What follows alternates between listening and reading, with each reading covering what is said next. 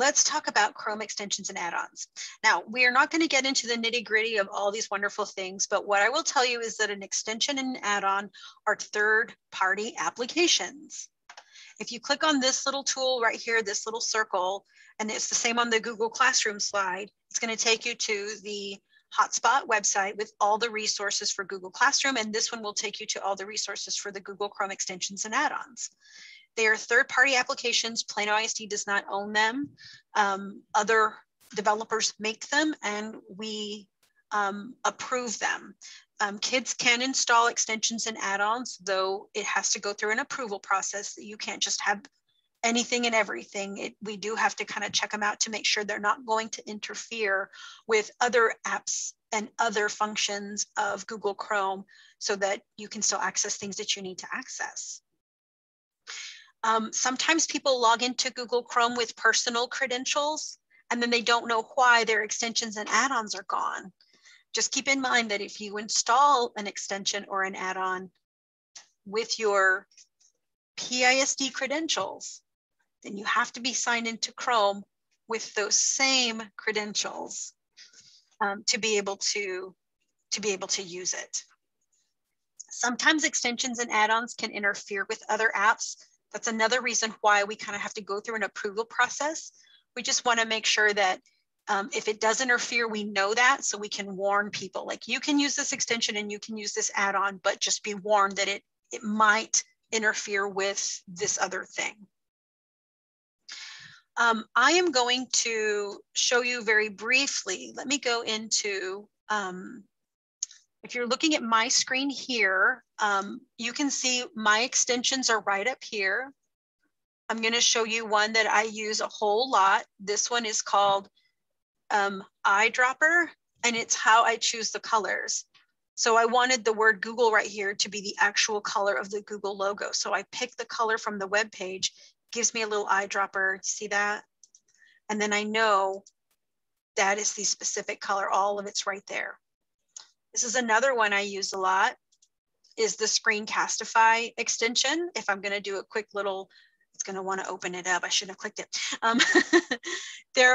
There's a Kami extension. If you are a Kami user like I am, that's a very helpful one. This Mercury reader it will remove a lot of the extra stuff on the screen. If you have a student who needs things to be a little more streamlined, where it's just text, nothing, all that other distracting stuff is removed. Mercury reader is a great one. There's all these different extensions. You can manage them by clicking the little puzzle piece.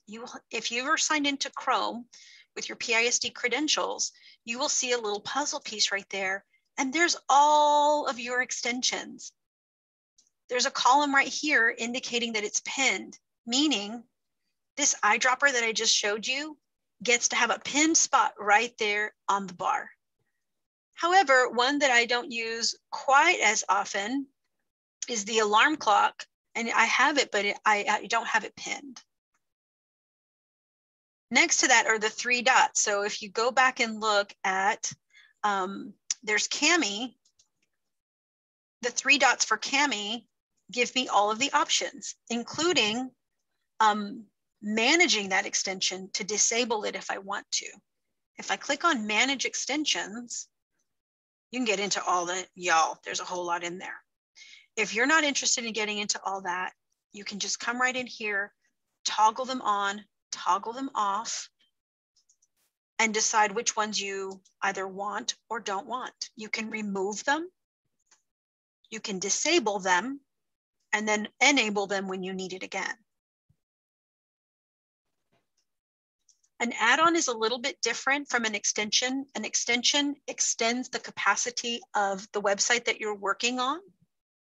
So being able to have something like, have the website read to me, for example, if that is something that I want to have an extension on the website that I'm working on, that's where these extensions come into play. The add-ons are a little bit different. The add-ons work inside the Google tool. So they live inside here. Like this is the presentation for today, which you're seeing. If I click add-ons, these particular add-ons are specific to to Google Slides.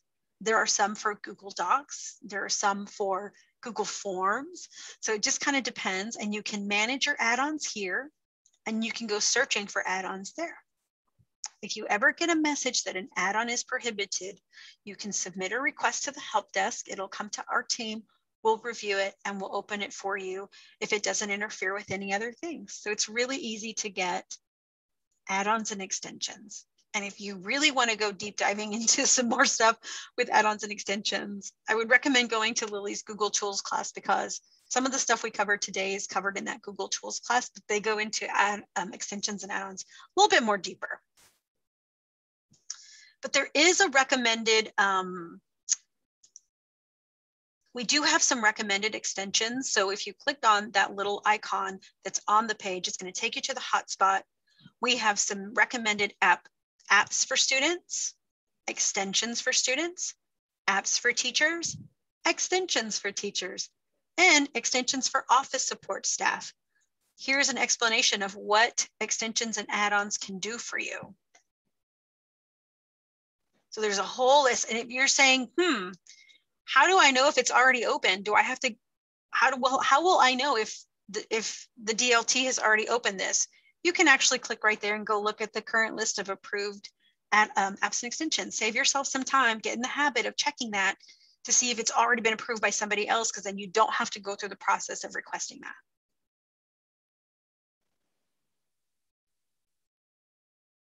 Okay.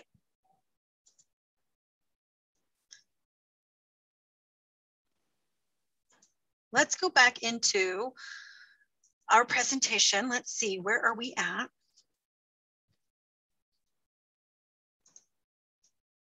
Oh, okay. So it's your turn. If you have a tip or a trick that you would like to share, you do now have the ability to unmute yourself. I will mute myself so we don't get any feedback. If you have one that you want to share, I'm going to ask you to be good digital citizens, unmute one at a time. Let's not talk over anyone. Unmute yourself and feel free to share your tip or trick if you have one.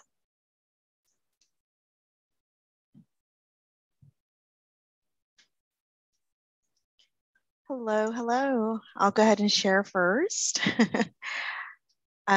So one of the things I did was use Talking Comment. So whenever we did any kind of test or something that I needed the students to be able to hear what the test had to say, I downloaded that extension and I was able to do my test on Google Forms. And so the kids could just click on the little button and they could hear what the question and the answers were all about. And so I had that extension to be able to help my students who needed to have their test read to them. Very good. I think I'm still muted. No, I'm not muted. Okay. Thank you, Stephanie. Anybody else?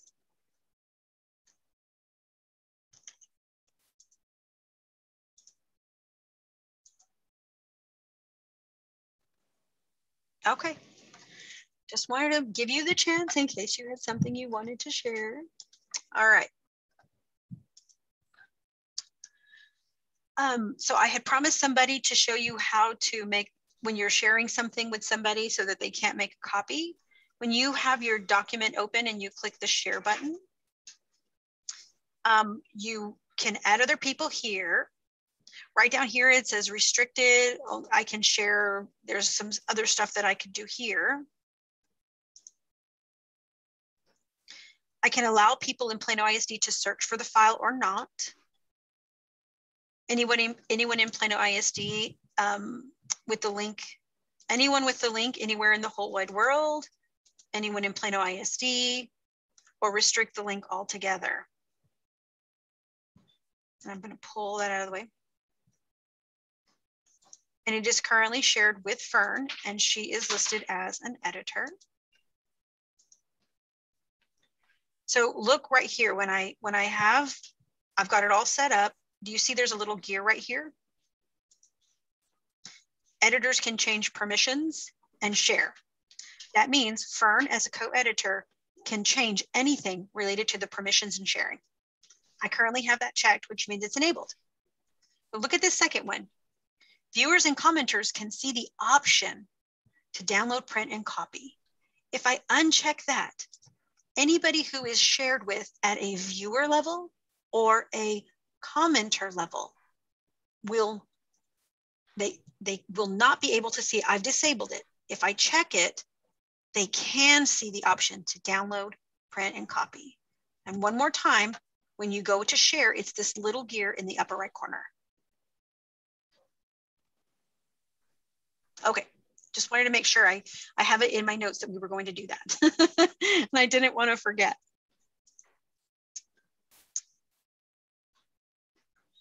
So one of the best tech savvy tips we can give you is to check the Hotspot website. Every single little tip and trick that we shared today is in the Hotspot, in those little icons that are on every slide of the presentation. The Hotspot is where we have a technology resources page that is in alphabetical order. And there are tons and tons and tons of things in the Hotspot website. All of our latest and greatest information is there too. You can also turn to Google support. This will take you to a whole other website. I'm going to click it right now to quickly show you that the Google support is amazing. That link will take you to this support page where if you scroll down, any of these buttons will take you to specific help for just that one tool. So if you're having trouble with, say, Google Drive, you could click right there and get your answer to any Google Drive question. Just by clicking right there, and you describe your issue, and here are some common things about Google, all related to Google Drive. And they have them for so many tools. Look at all these things. There's Chromebooks. There's all this stuff, y'all. It's all in here. So this is another great way to get the help that you need and to get help quickly, is the Google support itself. So we want you to tell your friends. We would love for you to take the URL to this presentation and share it with your buddies. So we would like to know from you, what is one habit or tip that you cannot wait to share with somebody on your team?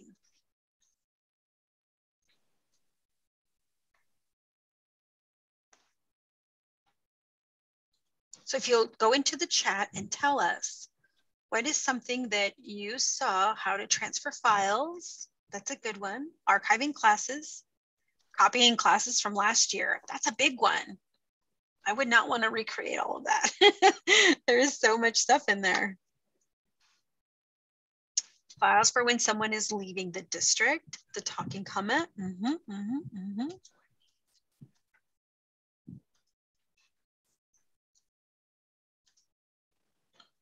Starring documents. Yes, all good ones. So another thing that tech savvy teachers do is they come to classes just like this one. We have, I think it's less than 26 now because we've already taught, I think, 2 or 3. So it might be about 23 more classes to choose from. We would love to have you at more of our digital learning classes this summer. The way that you signed up for this class is the same way you sign up for any of those, and they are linked on the Hotspot. And of course, tech savvy teachers know that you can always reach out to the digital learning team. Leah, Fern, Lily, and I are always available to you. We definitely want you to be tech savvy, and we want you to click around, and we want you to understand these little hidden buttons and tools and things. Yes, absolutely. But we also want you to know that you are always supported. Don't get frustrated. If something's not quickly found and you're spending too much time doing something, we support you. So send us a quick email, message us on Microsoft Teams. We're on Twitter all the time. We're so easy to find, and we are happy to quickly point you in the right direction, research something for you, and provide an answer as fast as we can. So we are always ready to be willing to help you do that. Okay, so are there any questions in the chat, Lily, that we need to do? I'm 3 minutes over and I'm so sorry. I'm going to stop talking right now. Unless you have a specific question and you want to stay on, I am going to stop talking. Thank you so much for joining us today. I hope you found some tips and tricks that might be helpful to you. Maybe you learned some new things today that are a little bit hidden, and maybe they won't be so hidden anymore, and they will save you some time when you're using Google tools. Thank you so much for coming by. We're always happy to see you. Have a great rest of your day. If you have a specific